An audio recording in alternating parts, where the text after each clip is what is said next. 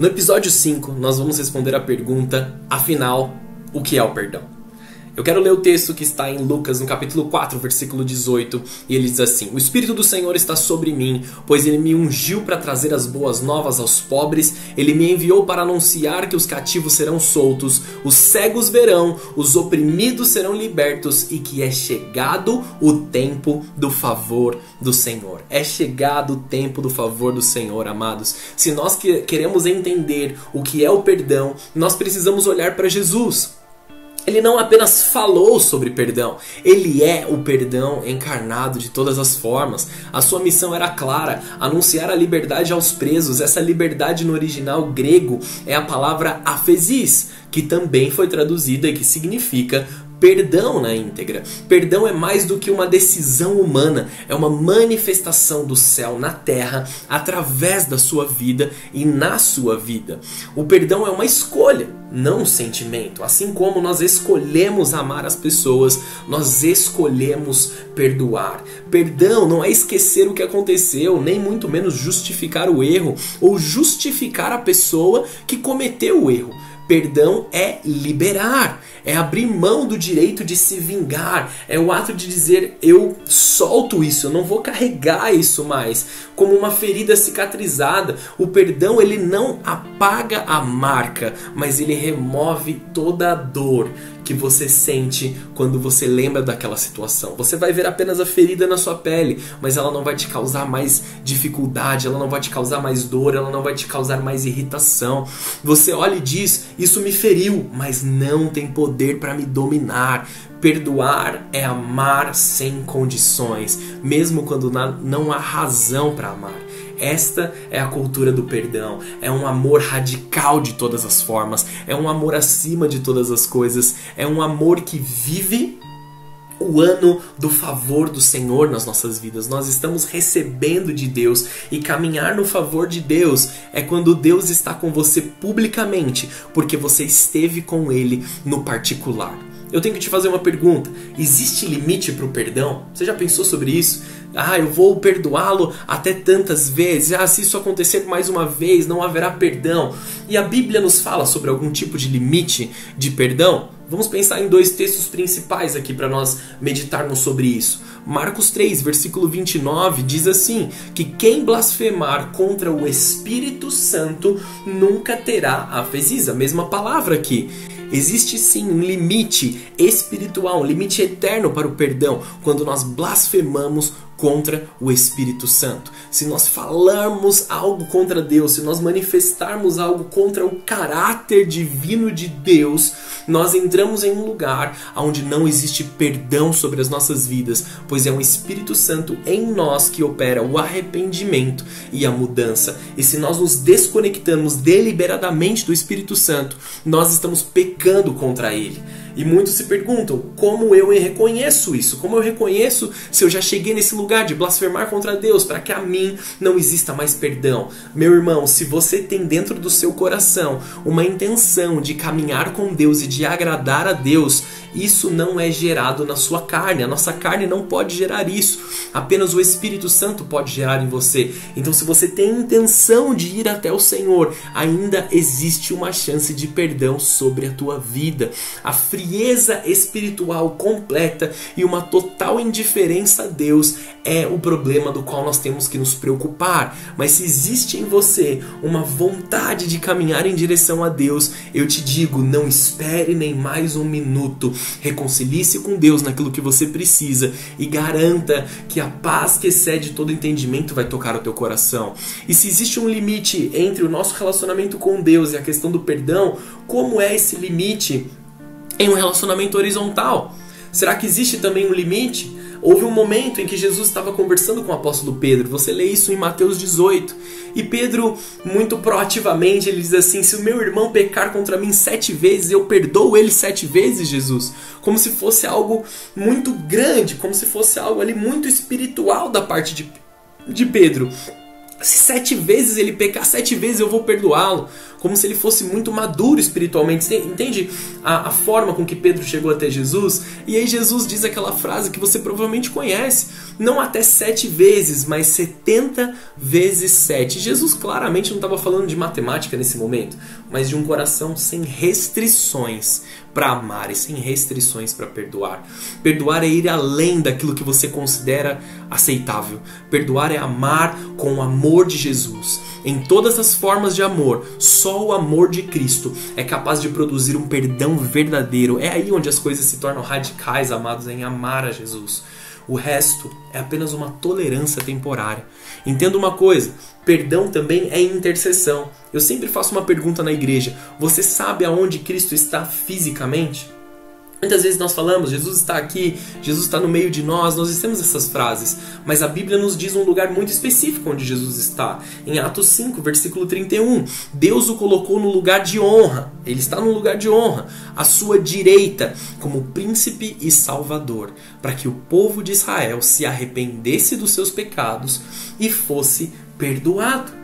Jesus está sentado à destra de Deus Pai, naquilo que nós chamamos de trono da misericórdia. Ele está ao lado de Deus Pai, intercedendo por cada um de nós a todo momento. Isso é muito importante que nós saibamos, porque Jesus é sentado ali naquele trono.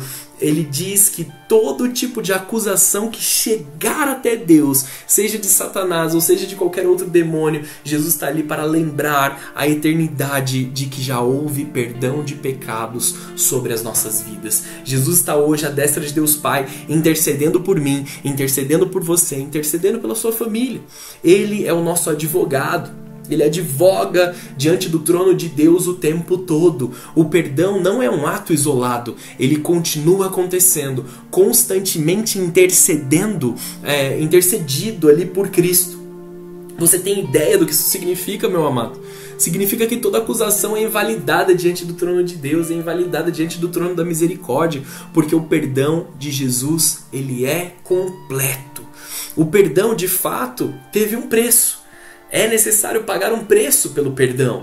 Hebreus 9, 22. Sem derramamento de sangue não há perdão. E Jesus fez isso, ele derramou até a última gota necessária de sangue no madeiro, para que a humanidade toda fosse salva. O perdão que nos alcança, ele foi conquistado com sangue, mas hoje o sangue ele já foi derramado.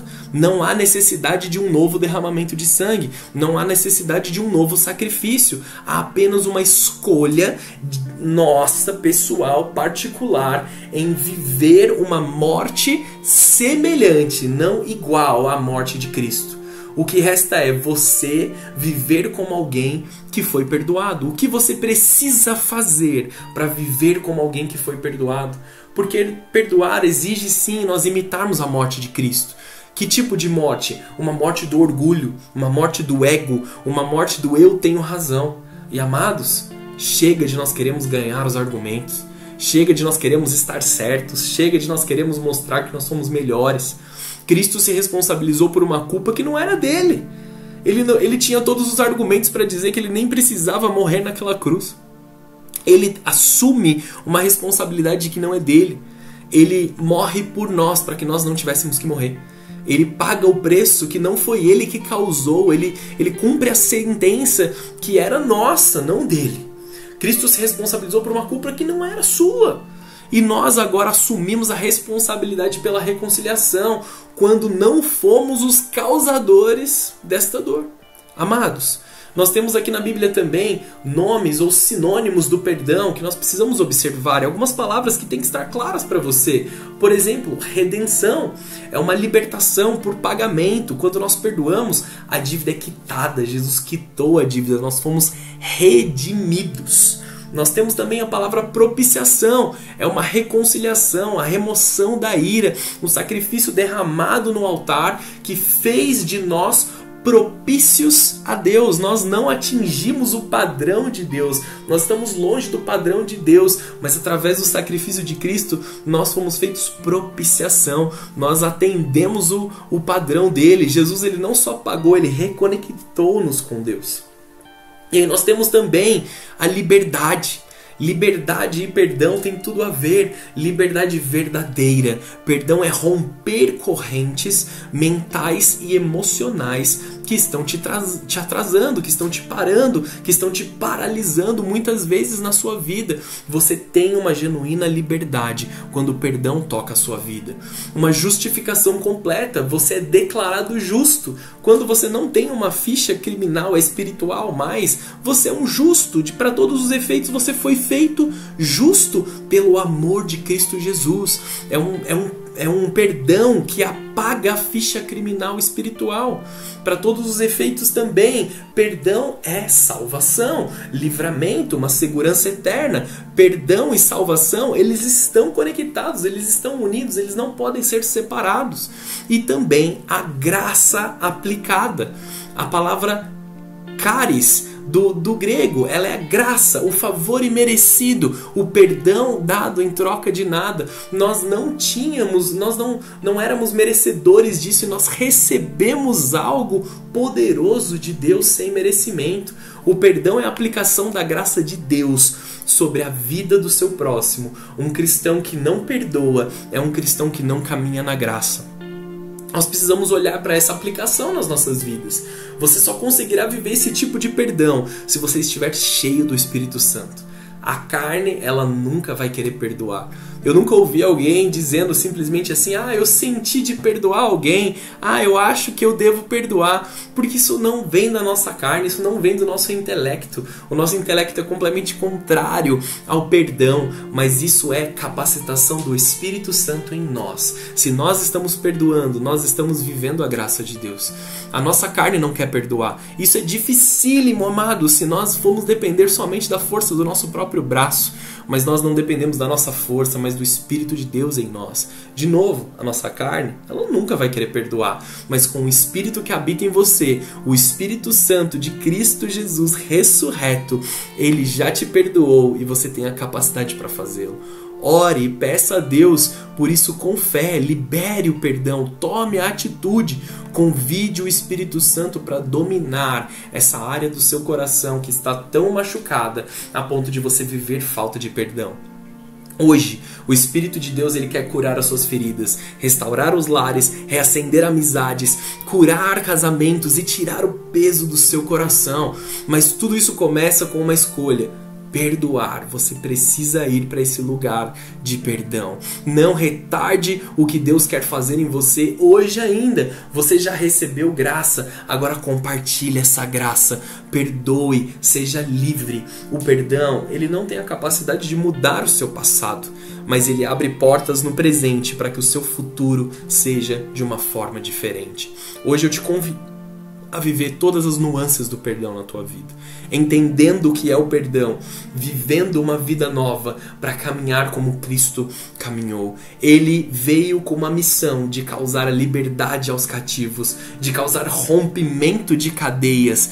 Você já foi livre, você já foi liberto, então agora é a sua hora de ajudar a outros a viver na liberdade que Cristo nos chamou. Que a graça do Senhor Jesus, a consolação do Espírito Santo e o amor de Deus Pai inunde a sua casa, a sua família e aonde você pisar ao longo dessa semana. Eu te abençoo em nome de Jesus para que você viva poderosamente esse ministério de perdão com o Senhor. Também te peço, compartilhe esse vídeo com alguém que precisa ouvir essa mensagem. Deixa um like, deixa um comentário. Isso ajuda com que mais pessoas recebam essa mensagem. Em nome de Jesus, que você tenha uma semana maravilhosa. Deus te abençoe.